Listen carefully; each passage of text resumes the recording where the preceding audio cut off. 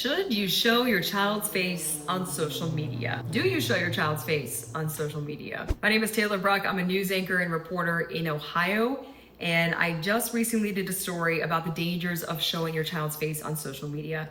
So I wanted to share what I learned with you. So I've been scrolling through TikTok and Instagram recently, and more I'm noticing people not show their child's face. So they'll either have their baby turn away in the photo, or they'll blur the face, or they'll put an emoji over it in post-production, and it's all for safety reasons. So I reached out to somebody that does this. This person's name is McKenna. She lives in Ohio, and she said, I used to work in the financial technology industry. I did a lot of research on this. And so before her son, who's 18 months old right now, was born, she set a boundary with her family and friends and said, I will not be showing my child's face on social media. My child can't consent to being a public figure. Kids can't consent to that. And Leah Plunkett, who is the author of the book called Sharenthood, which explores the dangers and risks of oversharing your kids online. She's also a faculty member at Harvard University. So I reached out to her and I was like, tell me all the risks. She said, showing your child's face on social media. She said, showing your child's face on social media can of course open them up to predators.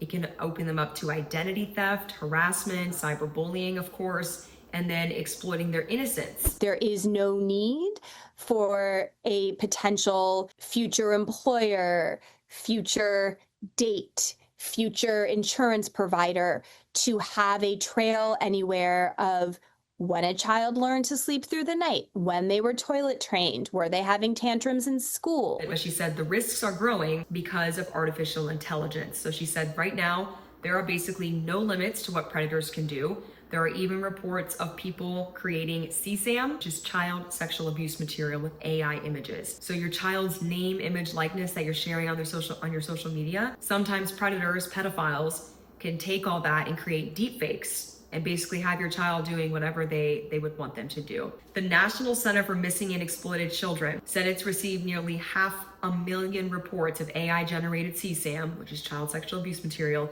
in the first half of 2025. This is up from 67,000 in all of 2024. So from 67,000 in all of last year to nearly 500,000 reports in just the first half of this year. So this is a rapidly growing problem, and it can be very hard to bring a child back once something like this happens to them. So because generative AI is advancing so rapidly, she said there are really few legal constraints to this, and so they can't get ahead of it, right? They have no way of like preventing this from happening at this point. She says she doesn't judge people that still show their child's face or do show their child's face. It's really up to it's up to the parents. It's up to whatever they think is best. But she said, this is not even on the dark web. This is literally a Reddit search, and you can find out what these pedophiles are interested in.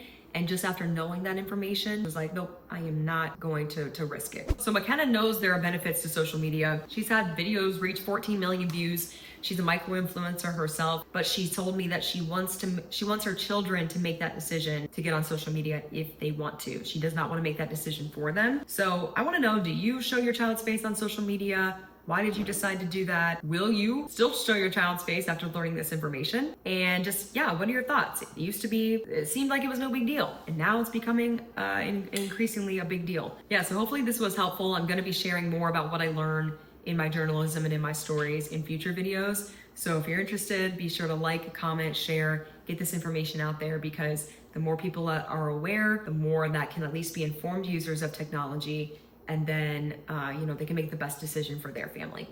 Thanks for watching, everybody.